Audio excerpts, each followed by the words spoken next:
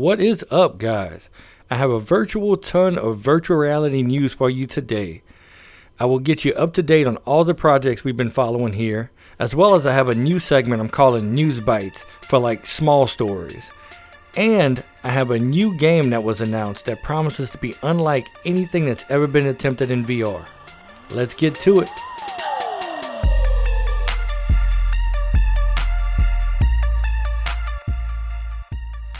There is a new VR MMO RPG project I want to talk about today.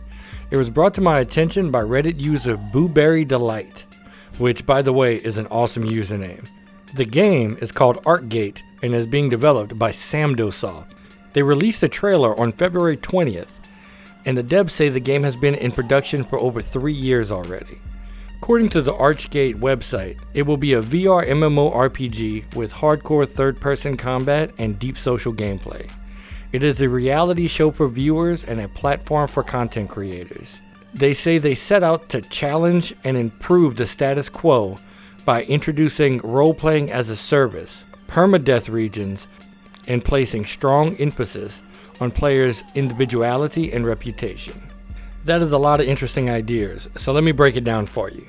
First, the whole game is supposed to take place on a single shard, with very little instance content.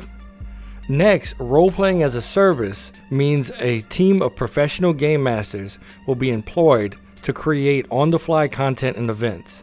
The actors can improvise and roleplay as NPCs, and they can also possess monsters and bosses, which leads to unpredictable, asymmetrical combat and storytelling situations, which will also play into their item system. Items in the game are supposed to be mostly unique or very limited series items. The devs state that they want players to form a deep connection with every item found in the game. The other system they mentioned is that some regions of the world will be permadeath for players looking for high-stakes gameplay. They say even executions and assassinations can take place under certain conditions. Samdosoft says they'll be able to manage this unique gameplay by limiting the number of maximum allowed active subscriptions. No word on exactly how much the subscriptions will cost, but they do say that it will be a little less than what you would pay for a gym membership. Now, if that's a Planet Fitness gym membership or a full-service private club membership, they're not saying. They do say that slots will gradually become open as the game world expands. They are targeting late 2020 for a beta release and 2021 for release of the full game. It's not easy being an orc. My friends used to make jokes like, put an orc in it. I told them I'd throw them into the depths of rage fire chasms. They thought I was bluffing. I've never faked an orc chasm in my life. Hey, I heard you like Kickstarters. How would you like a Kickstarter for your Kickstarter? On March 29th, Elysia launched its Pre-Kickstarter campaign with a short gameplay trailer and a real estate video. The trailer shows a quick fly-through of the world, and then a quick few scenes of combat, and then another look at the climbing mechanic, complete with a falling boulder. Then we see what seems to be the hunter or ranger class fighting a spider with a fox, and a bow that looks very similar to one that Orbus fans would recognize. And then the trailer ends with us flying through a dungeon, then opens up just in time to watch a dragon land and give us a roar. On the Pre-Kickstarter website, we discovered that the fox and the dragon are both pre-order bonuses. Team 21, the developers of Elysia, explained on the website that the Pre-Kickstarter is being run to help fund the business and advertising expenses required to make the Kickstarter a success. They are offering 3 tiers in the Pre-Kickstarter. The lowest tier is $35 and comes with alpha access, beta access, and the full game, as well as the fox pet seen in the trailer. The middle tier will cost you $75 US and comes with the dragon seen in the trailer as a rideable mount, as well as everything in the lower tier. The highest tier has its own real estate video. For $200 US, you could purchase the Deed to Elysia, which comes with everything from the lower tiers, as well as access to your own private island. Elysia is described as a private island with an expansive villa as well as beautiful landscapes to collect materials and to grind mobs, fish, and customize along with your friends.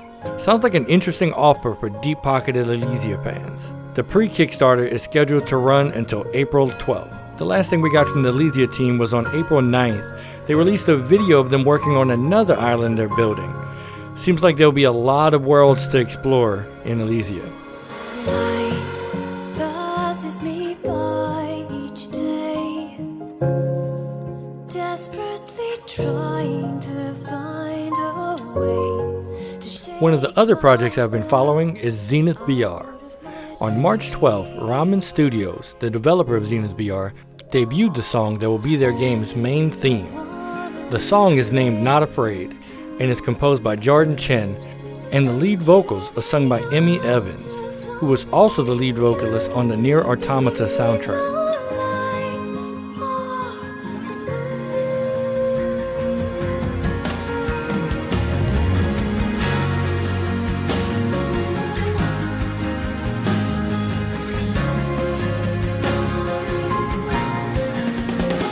I will leave a link to the song in the thing below. The other news out of Zenith is that the pre-alpha started March 21st. Not much can be said about it due to NDAs. In this network virtual world, you can take adventures with other people all over the world without ever leaving your home. Yes, you heard us correctly. We're talking about the world's first network multiplayer consumer RPG in console. The gaming population is the entire population of the world. Perfect.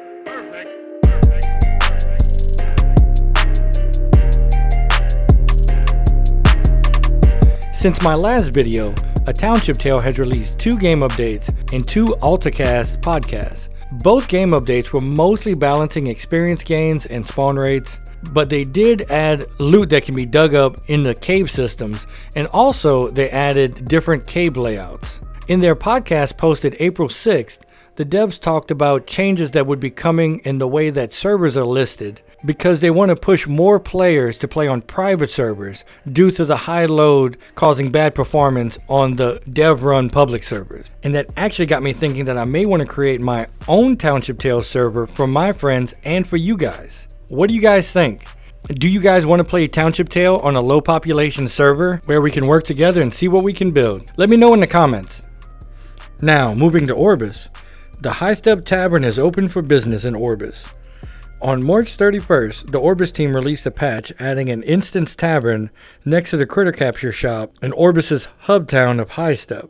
It is a place where players can gather and hang out in between adventures, and also there's a back room with a few training dummies if people want to practice their aim. And then on April 6th, the devs released another sneak peek into the mini story pack that's going to be coming out soon. They posted a few images of weapons, monsters, and armor to appear in their first story pack that should be coming out in the next few months. Whoa. It's so lifelike. Oh, hey, man. How's the baby?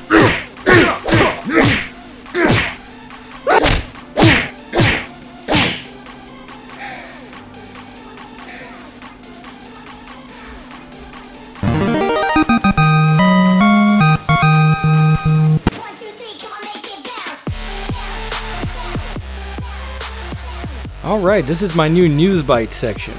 So hopefully I came up with a cool graphic for y'all to see before y'all hear this. Y'all will know better than me because I'm recording this ahead of time. But this will basically be just short stories that wasn't long enough to have their own segment. And here we go. The VR MMO project Banners of Altrus released this concept art. VR MMORPG anime Bofuri, I don't want to get hurt so I'll max out my defense. Yes, that's the whole name. And Infinite Dendiogram both have suspended the release of their English dubs due to the goddamn you know why. But some good news in gamer anime is the announcement that Log Horizon is getting its long-awaited 3rd season. And lastly, there continues to be VR headset shortages, with the Oculus and the Index both having long waiting lists.